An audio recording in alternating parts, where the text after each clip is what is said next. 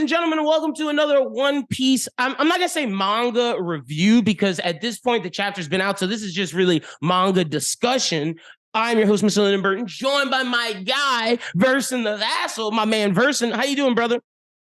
Doing all right, battling a little bit of sniffles, but that will not make it into the final cut, so we're good. Hey, that's all that matters. Excited to be back. I love our little three-man group we have between me, you, Jazz, and Christian. It's people get a different taste every time, but it's always a great flavor of ice cream. Like Neapolitan is so good when it's all together, but I like my strawberry with you. I like my chocolate with Jazz. I like the vanilla with Christian. So all flavors work out well, but do you like that I gave you strawberry and not vanilla? Yeah, I was going to say, Lyn, respectfully, I was waiting for the vanilla. But I am a strawberry boy, so it is. I don't have two chocolate. Like, it's not like we have two chocolates. I'm not going to do it by race. You just, to me, you give me strawberry. Like, you're very I love your theories. I love your opinions. You're a nice guy. Strawberry sweet, but it also can have that little tang. You're not afraid to give it a little spicy. Whereas Jazz, that sensual horn dog, straight chocolate. So for the record, Jazz, that means I'm Ichigo. Just letting you know. Strawberry. Hey, that's what it is. But let's get into it. So the way we're going to do this is basically with normal reviews, I go in, give a brief synopsis of the chapter, and then we pick different things to discuss. So we'll basically do that, but more the discussion than the synopsis of the chapter, because it's pretty much cut and dry. But there's some stuff in the beginning that I'm interested in talking about. But before we get to that, I just want to show off the new figure. Got from where would you guess I've gotten this from? Where do you think this came from? Let's see. I'll show. It's nice, very high quality. Where would you say? I believe you said it was from Disney World, sir. Damn, you knew. Oh, okay, yeah. I was trying to get you. Yeah, it came from fucking Disney World. Like, shocked, right? Like, Disney has this in Epcot, which Epcot's now my favorite place as an adult because the only place you can drink. The rides are probably a little bit better than everywhere else because they got a new one in Guardians, so that shit's fire. But they have Japan World where it's like, it's this big Japanese, like old samurai style. Not samurai style, emperor shogun style building where it goes up. There's art up there and restaurants, but at the bottom, like each floor is a different time period. And at the bottom, they have the current. And bro, it's just a kawaii market, just all the weeb stuff. Like, I would have got more, but they had more, I would say shoujo stuff and more, more Hello Kitty, more just like plushies. Then they had anime figures, but like, this was probably the favorite. I wish they would have had like a Gojo. If they'd had a Gojo, I'd have got it instantly. But I like our boy Yuji. But how are you doing, Versen, before we get started? You doing good? I'm doing all right. I just besides the sniffles. Yeah, a little bit of sniffles for anybody who's worried. It's not the medium-sized C, which is what I call COVID. And as far as I can tell, it's not the flu either. Sometimes your boy just gets allergies. I'm the same way. Yeah, I was canvassing the other day, and it was like, man, it's a little hot out. I'm not gonna say where you live, but you live in the country, and like they got sugarcane shit going. Like, yeah, they just burn shit, man. Exactly. So like, I'm the same way. When I used to live in Jeanneret, which is not far from where you are, you know that shit for people like us with allergies, that's sniffles every other week. Like, shit is just there, and it gets kids asthma, which is something we don't really talk about. Yep. Not to make it a whole thing, but hey, I have that too, so I'm with you. I'm right there with you. But all right, let's get into the chapter. Before I'll do the synopsis real quick, and then we'll go over the certain things. So it starts off with we see the cover story, which I'm gonna come back to. That's the first thing we'll discuss. We see Caesar and Judge fighting, recollecting Mads. It then goes into S Bear talking to Lucci, being like, "Nah, y'all can't get in." Lucci's like, "Whatever." They start to figure it out, and so they ditch the ship. Kuma is running to Egghead. Vegapunk's like, "Brother, take me with you. It's my dream." And he's like, "All right, I'll take you with you." Then he disappears. And then CP0's on the island. They attack Atlas, bust him up. Of course, it's Rob Lucci. Kaku tries to go in through the sky, gets shot down.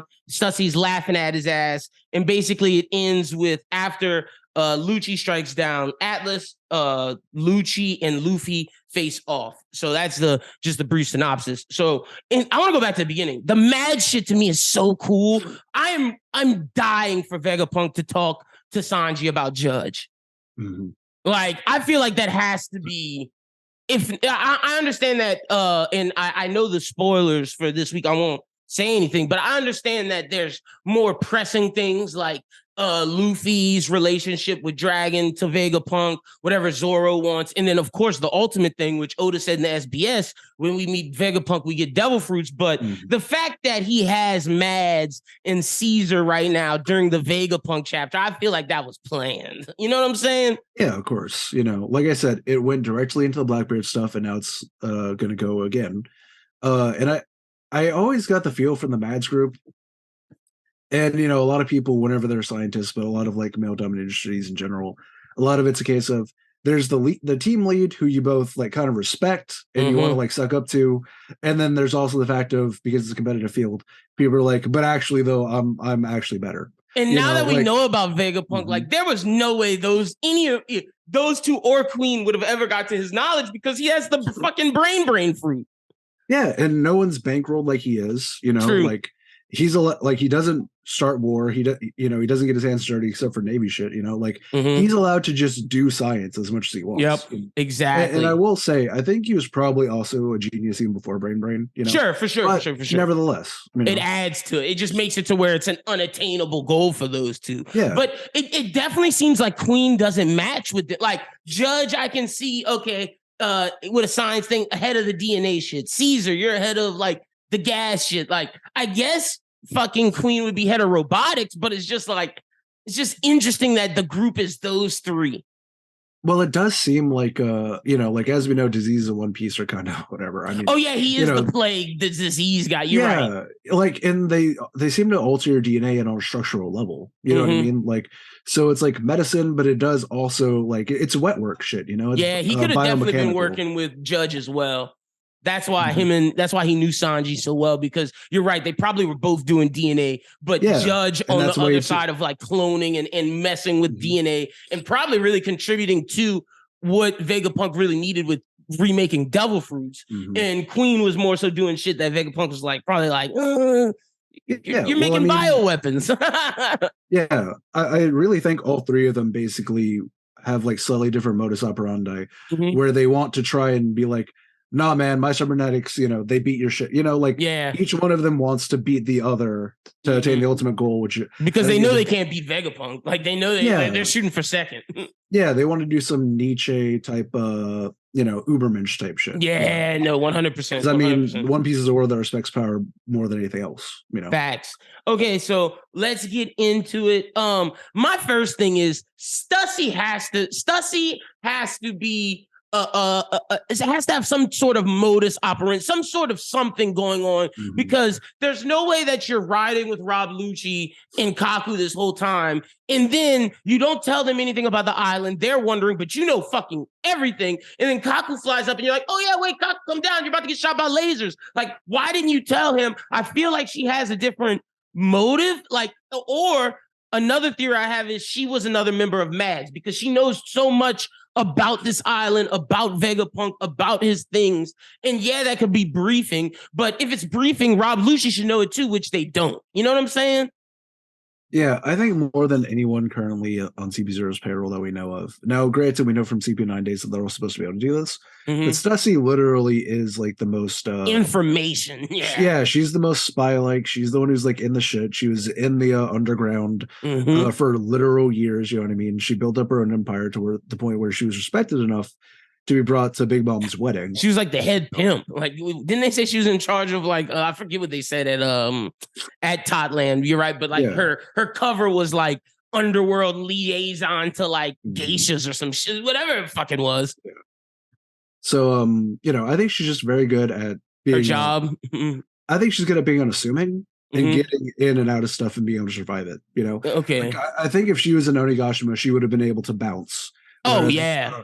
Whereas we saw a lot of people who were in Onigashima tried to bounce and then could not. Like, rest in peace the bowler hat man, but like his ass was done. But okay, so that was my first thing. What would you like to discuss first in this chapter?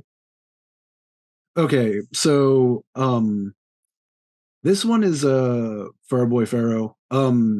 Sentamaru's back in the picture. Sentamaru's on screen. And, Sentamaru is going to get put in charge of the Seraphim, and they're going to go try and handle the rest of CP0. Well, I think that's interesting. Yeah, and let's try and keep this as clear mind as possible, not getting into like any spoilers that have been dropped or whatever. But the reason why I brought it up is because, like, okay, well, taking aside the fact that Luffy's that boy now, and they managed to get behind. Is he not gonna go after Luffy? Like, that's what I'm thinking too. Yeah, and like CP0 managed to avoid Brook and Zoro, who I think we all assumed were staying back to be like first line of defense. So, but it's like, are the Shots even really going to get a fight this arc? I don't really think so. I think that fight is going to be background shit, whereas the Shots are going to have something else to do. The Vegapunk shit is more important. Well, okay, so yeah, I'm with you to a certain extent. I do think something will happen where, like, there's no way that, like, the Navy doesn't, like, that base is right there. You know what I'm saying? Yeah, like, of course, I think they will for a reason. I think we'll have a scuffle with some sort of Marines, but to your point, I think it'll be a quick scuffle to get out, more so than like a full-on battle. But then again, Smoker and Tashigi presumably are kind of at least sort of homies with Vegapunk and them sort of, yeah, stuff. Or at least they're moderately aware of him. I don't think there's Shintomaru level, who, as far as I'm concerned, is probably full Team Vegapunk. Yeah, right hand man. I thought Shintomaru was a girl at first, but it turns out he is not. He's a man. Yeah, it's a little hard to tell with that one, especially whenever you see the big body shots. And the other thing I want to point out, though, is, like, remember, though, Helmeppo is over at the base right now trying to get them to focus completely on saying Kobe. Yeah, you're right. So, even if they do go to siege Egghead or whatever, first of all, that's a lot of fighter Marines who are still going to have to deal with the monsters who, we saw the CB0 not saying that they couldn't hang with the monsters, but they chose to avoid that fight entirely. Like, they getting rid of the ship was more worth it than because I think they realized that, like, that's where and they brought it up. They're like, where are all these other CP0, CP5, CP9, CP, I think it was CP5, CP8, and let's see. There was another one where all those robots just were destroying those ships, and they're like, where the hell they've been? We understand. We see this. Those things can destroy our ships easy. It's not worth us just dropping out of nowhere like CP7, CP8, like in CP5. Yeah, so it's not worth it. We're smarter than that, even though we could probably defeat these monsters, but we're not here for that. We're not trying to cause noise. We're just trying to silently kill Vegapunk. I will say this as a slight documentation, as an addendum to last week with you and Jazz. I still think Lilith is more likely to turn traitor, but I think at this point I've updated my parameters.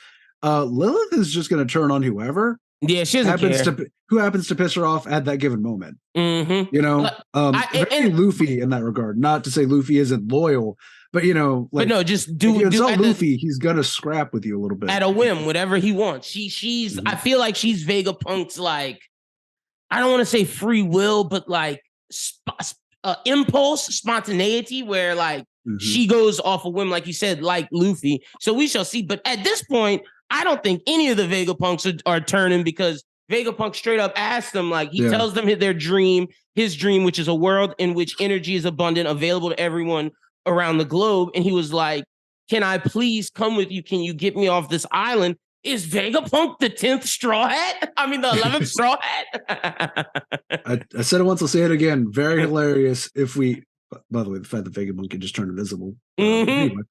Very nice, very nice, very nice. But the fact that Vegapunk might be getting some shine after we skipped over Yamato, and it's going to be probably old-ass man Vegapunk and not hot Lilith Vegapunk. I was hoping it would be Daft Punk Shaka Vegapunk, if anything. Daft Punk Shaka is too cool. He's probably going to stay behind and, like, if there's either there's going to be a resistance, he's going to stay behind, or he's going to, like, go down with the ship, I think. That's fair. Like, he's too cool, and I don't think Oda feels like drawing him week to week.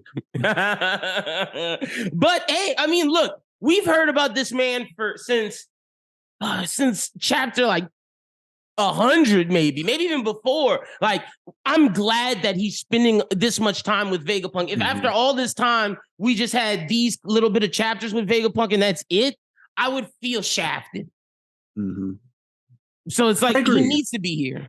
Yeah, I agree. Like, I think we're going to get as much Vegapunk as we're going to get probably till the end of the story. And maybe we might get like a snail call at the very, very end to help give more context to whatever the hell the One Piece is. I think they might drop him off at Dragon, yeah, which would be interesting. Yeah, that's what I'm saying. Like, we might get a call in, but in all seriousness, as much as I personally, again, I know some people will be mad, and I get why Vegapunk's a little too important, quote unquote, to hang on. But if Oda wanted to, that's fine.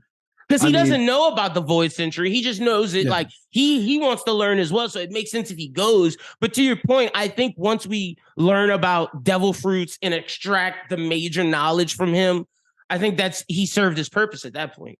Exactly. Yeah. Like, now that Robin's being allowed to move into more of a position of not just being exposition dump, we're getting, in my opinion, probably the last major human exposition dump. True. And then after that, we're going to get more whenever. I'm sure there'll be a bunch of stone tablets that Robin will read. Yeah, Robin. And into a mini arc of. It's going to be Robin telling us from this point on, because now the Straw Hats are knowledgeable of everything, and I truly think that to my theory, well, what I said earlier about how they drop him off the Dragon, I think you kill two birds with one stone. You learn about the devil fruits, and we get like a dragon. Like, I'm not gonna say arc because I don't think it's time yet, but we learn more about him than we know now. Yeah, like Luffy and Dragon might actually have a conversation, which I'm waiting for. I will say this. Yeah, not that I think Luffy's dying to know, but I do think if Dragon's like, "Would you want to talk?" I don't think Luffy would say no. Yeah, like I say, maybe like early Luffy, I think, but I don't think he's grown Luffy, now. Yeah, like he wants this kind of gone moment. He wants more context, I think, just for like stuff. Yep. Exactly. Also, Kuma, is he going to protect Bonnie or is he going to protect Vegapunk? Which one? Or both? I think what Vegapunk is going to give Bonnie is more or less like her dad's Kuma? her dad's RC controller, where he's like, hey, look, also, by the way, there's the free will button in case you think that's weird.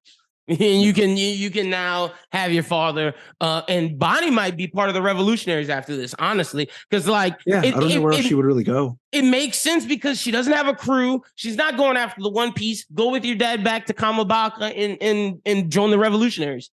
Yeah, especially because like the current way that the world system is set up, like it doesn't benefit her. No, not at all. The Navy's tried to capture her like 3 times now.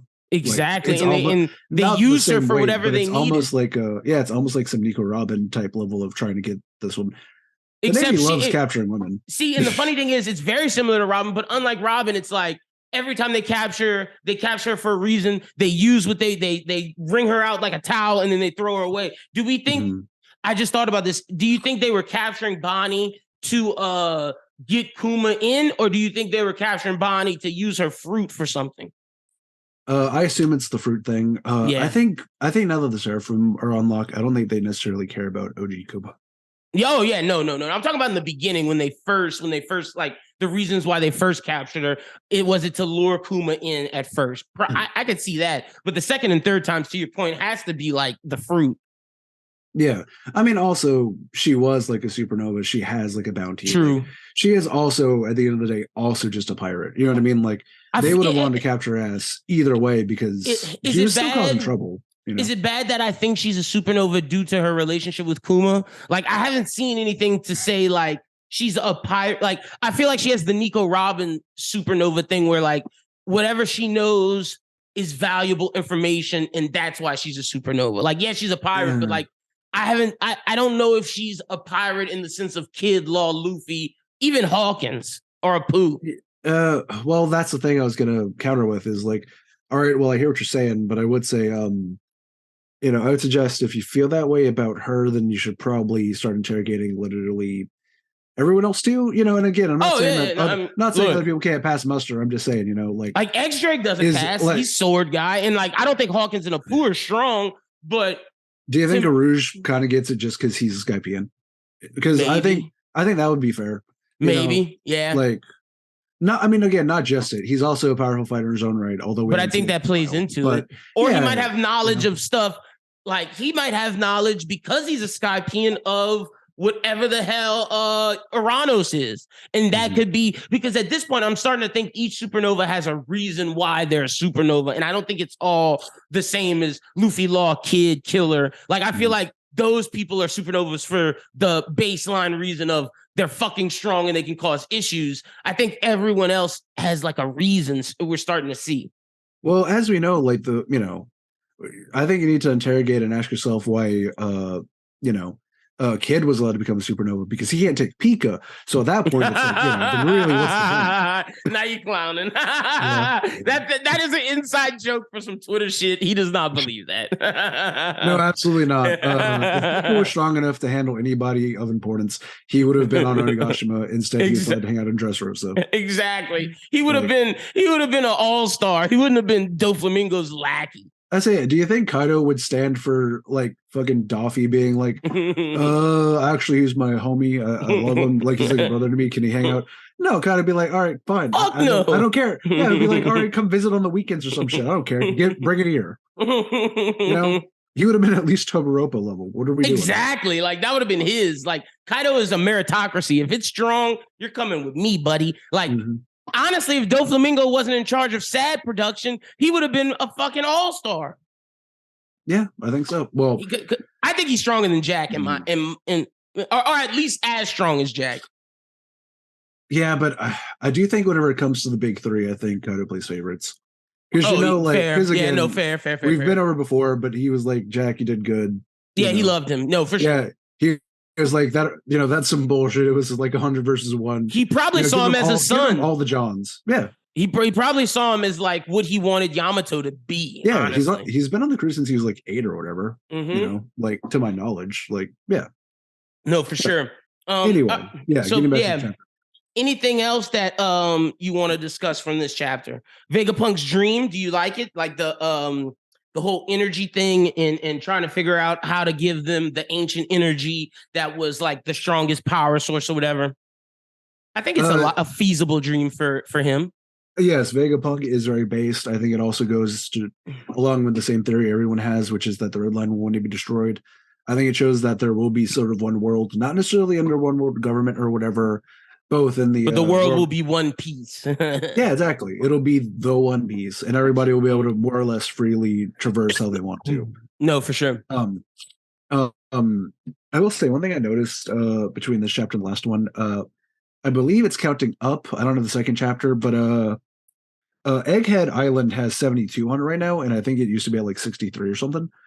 So the numbers are going up. The numbers, what do they mean, Mason? What could they mean? Yeah, we'll do that. Yeah, what's up with that? Interesting. If they were counting down, I would assume bomb. But they're counting up.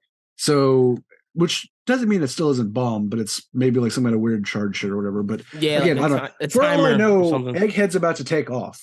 Yeah, and fly away. True. Like for all we know, like the goal is less get Vegapunk off and we get the island out of here so no one else could have this technology or whatever. Yeah, more like, hey, get CP0's ass off of here because I don't want them to join me.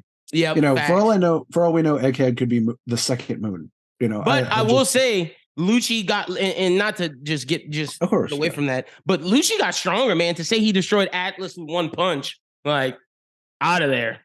Yeah. Not saying that I think Lucci is gonna give Luffy any kind of competition, but it is interesting to see him get a tad stronger. I was gonna say, yeah, like, and this is something that is on Twitter, and I think everyone kind of understandably knows. Like, at the end of the day, if you haven't seen a character in One Piece, you should never work under the assumption, unless they're really, really, really, really old. You should never work under the assumption that they got weaker over a time period. They always get stronger, at least by a little bit. Or in Crocodile's favor by a lot.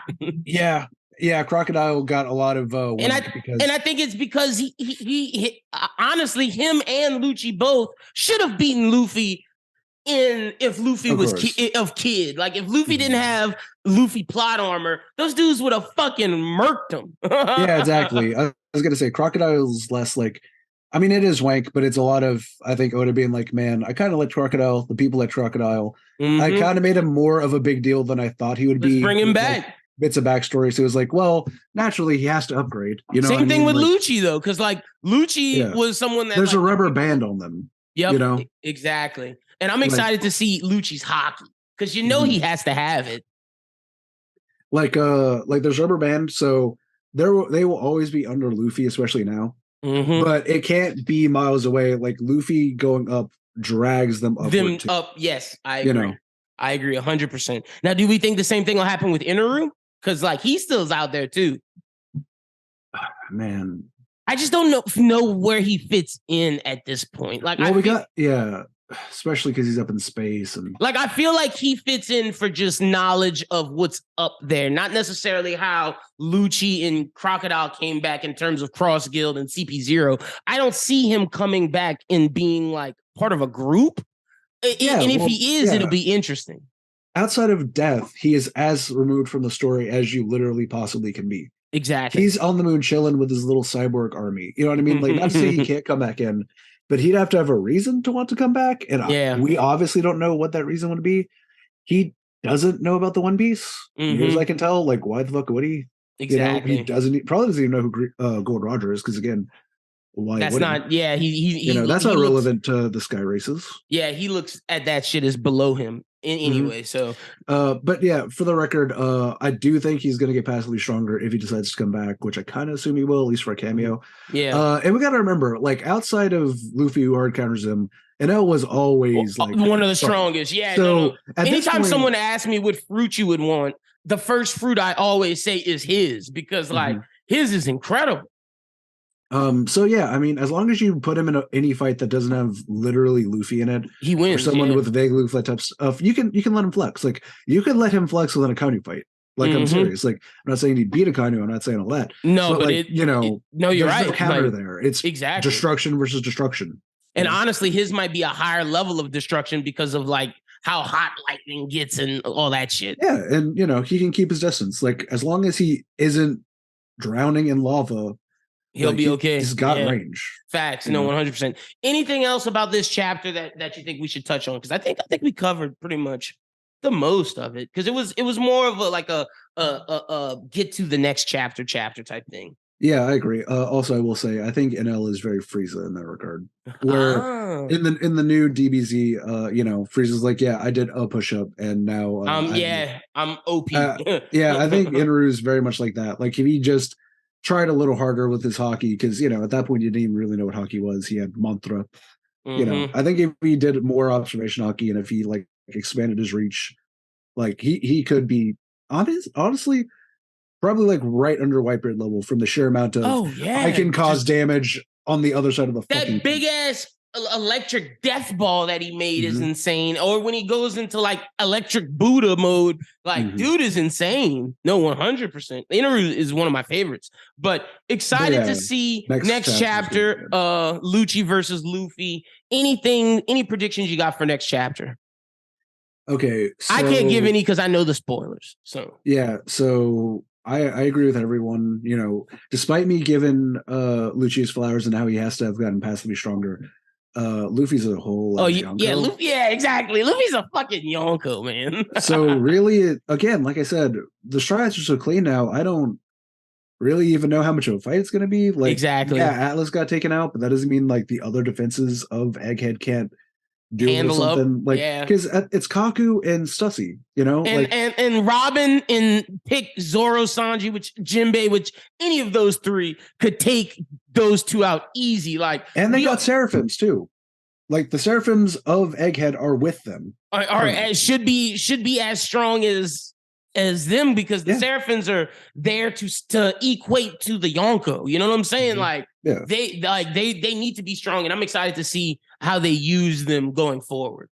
Yeah, I agree, especially because there's so much power utilization. The Jinbei Seraphim having Mr. Pink's fruit. Yeah, that too. Like, I'm excited to see which fruit they gave Mihawk's Seraphim. I like the idea that he might have the blade fruit. Oh, for Mr. One. Yeah, like, that could be turning the entire body into a blade, so you're never fully disarmed. That would be badass. I would fuck with that heavy. That's a good call. All right, but yeah, that's pretty much everything for this review. Versen, tell the people where they can follow you out on social media. Yeah, hi everybody. As usual, it's Versen the Vassal. Again, I like a lot of fan art. I like a lot of weeb stuff. Obviously, been a weeb my whole life. There's also politics on there, so don't follow. Other than that, that's what I'm doing. Y'all go follow my guy Versen. Thank you again for this review. Me and him will be back reviewing the latest chapter this weekend. As soon as it drops, we'll either do it Friday night or Saturday, review it, and then y'all have it right after that. But y'all make sure y'all follow Versen. You can follow me at LynBWT. Follow Bros Who Think at Bros Who Think. Check out the latest chapter of the Manga Melee podcast that is out now. Very, very good episode with Jay and special guest Pete. You can also check out the latest Run It Back, which Ian and I reviewed Rush Hour. Good episode. Bros Who Binge, the movie podcast, will be out pretty much by the time you guys hear this. And the Bros Who Think podcast will be out on Friday. So check out all of our amazing content and follow along. You can also join the Discord where Versen and I, Jazz, Christian, a whole bunch of people are talking One Piece. I think you would really enjoy it. Links in the description. But other than that, have a good one. We'll talk to you this weekend. Until then, peace. Please do the Manga Melee podcast some love. That's my brother, for those of you who don't know. Literal twin brother, not like spiritual brother or anything. Like, no, literally facts. Just my twin brother. One day I will appear, and that will be the last episode of Manga Melee. One day, because there's too much J situation going on. You can't have it all at once. Y'all have a good one. Peace.